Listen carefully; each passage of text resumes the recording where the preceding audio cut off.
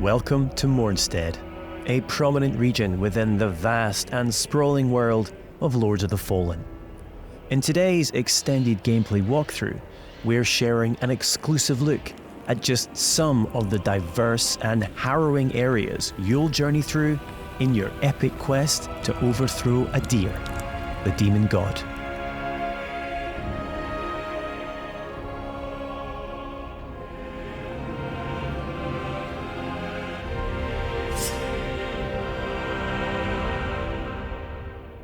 This is Skyrest Bridge.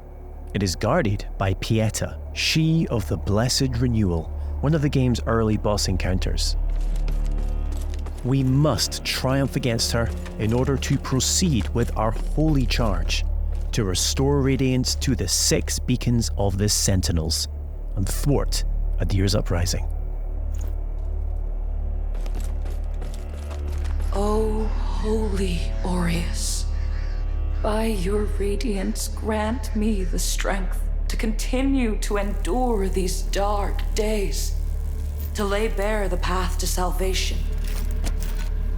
And yet you now appear before me, a stranger, a betrayal made flesh, and one I cannot brook.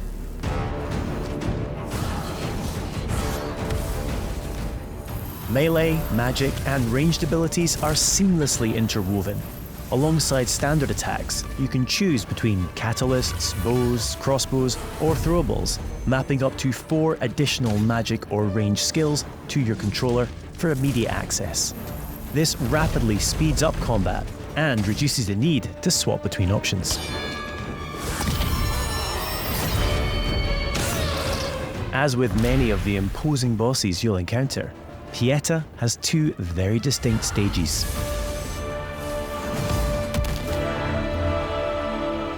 Death is not necessarily the end in Lords of the Fallen.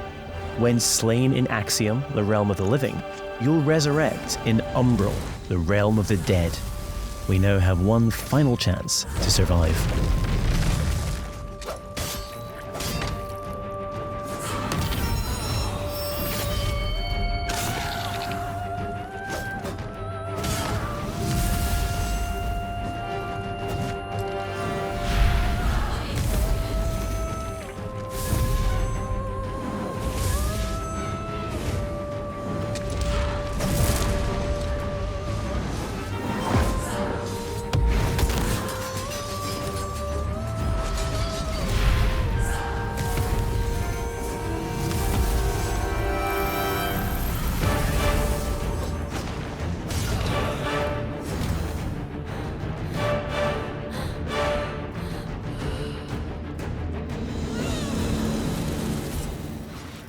Though few and far between, these flowers denote special patches of ground upon which we can spawn a resting point, known as a vestige seedling. These come at a significant resource cost, however, and we can only spawn 1 at a time. The realms of Axiom and Umbral exist in parallel. Each world features its own unique pathways, enemies, characters, and, of course, treasures. We can now use this crafted vestige to return to Axiom.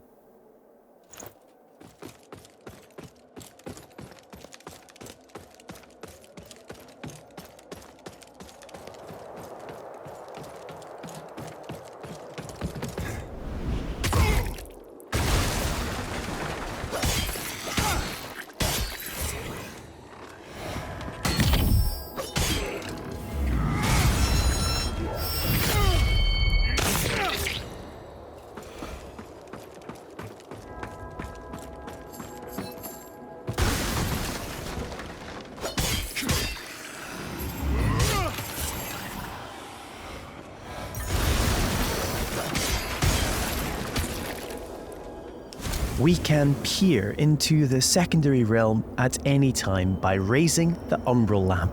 Though be advised, this also renders you vulnerable to its inhabitants.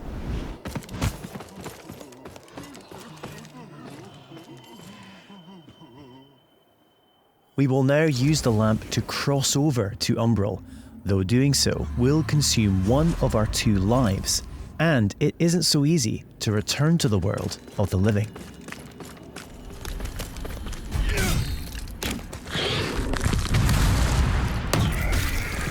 Many enemies require a different approach to combat. This mendacious visage, for example, is only vulnerable when attacked from the back or when it reveals its true form.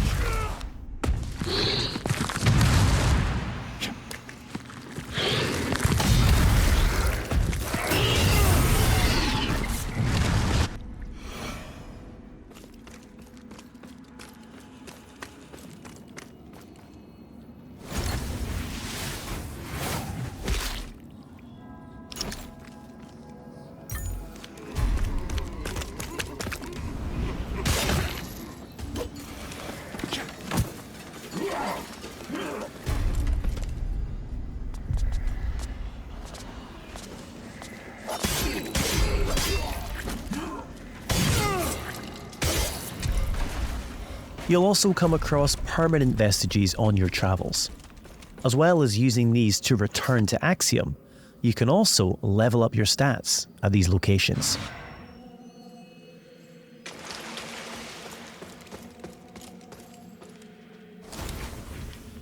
Three schools of sorcery can be mastered: Rogar, Radiant, and Umbral, each specializing in a different area of the arcane and requiring a different catalyst to cast. Our current build is adept in Rogar, characterized by devastating pyromantic attacks.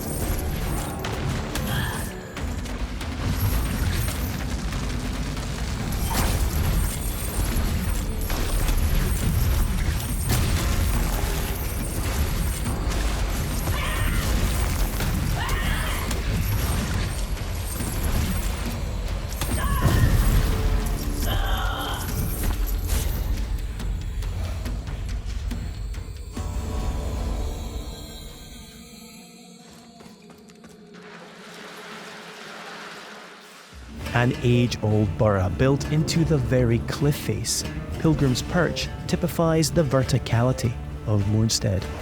There are myriad pathways stretching both above and below, with hidden areas, treasures, and NPCs all awaiting discovery.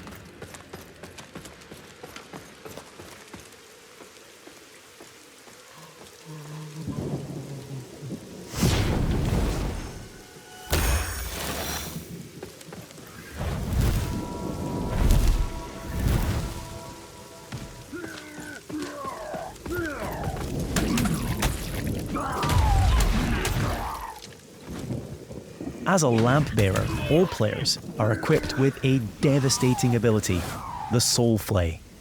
By using one of a limited number of soul charges, we are able to extract the very soul of an enemy, ready to inflict significant damage.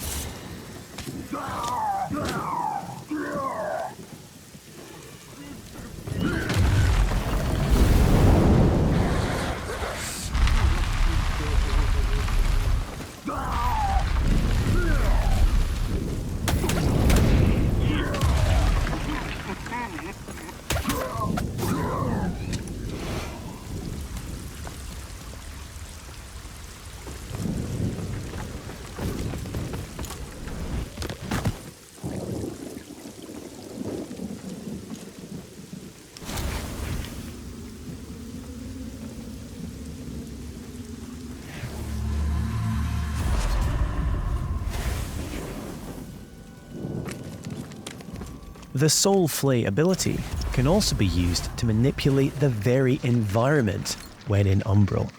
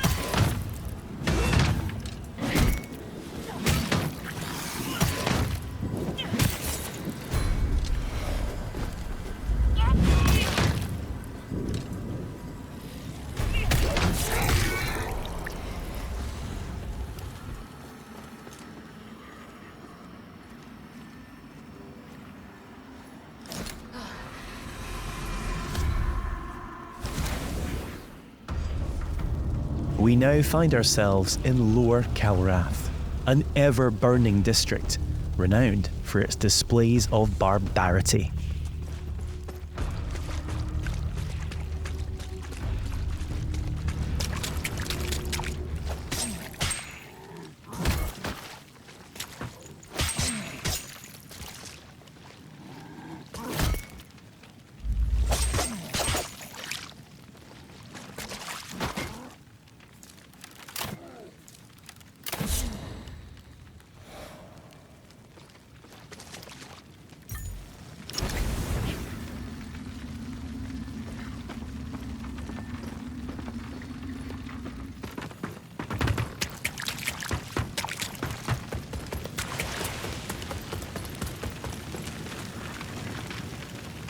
We're now going to invite a second player to join us on our journey. This is easily achieved at any of the vestiges. You can choose to fight alongside a friend or a randomly selected player. Either way, your co-op companion will remain at your side for as long as you or they choose. As a Radiant Sorcerer, our ally is able to buff either character with various enhancements.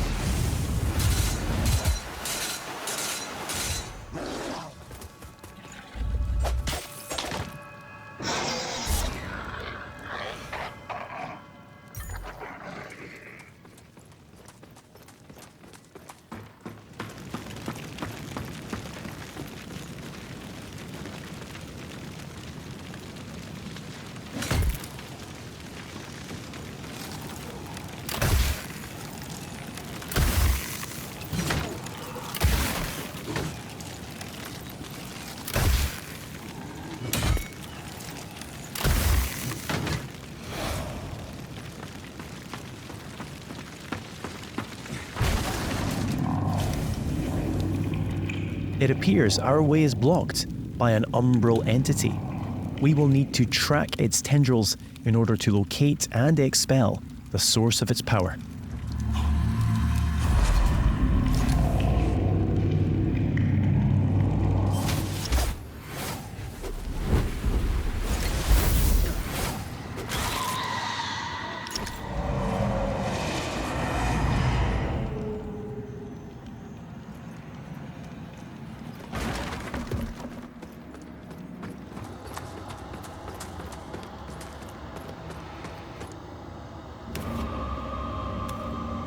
Finally, it's time to face off against the colossal spurned progeny, Scourge of Calrath.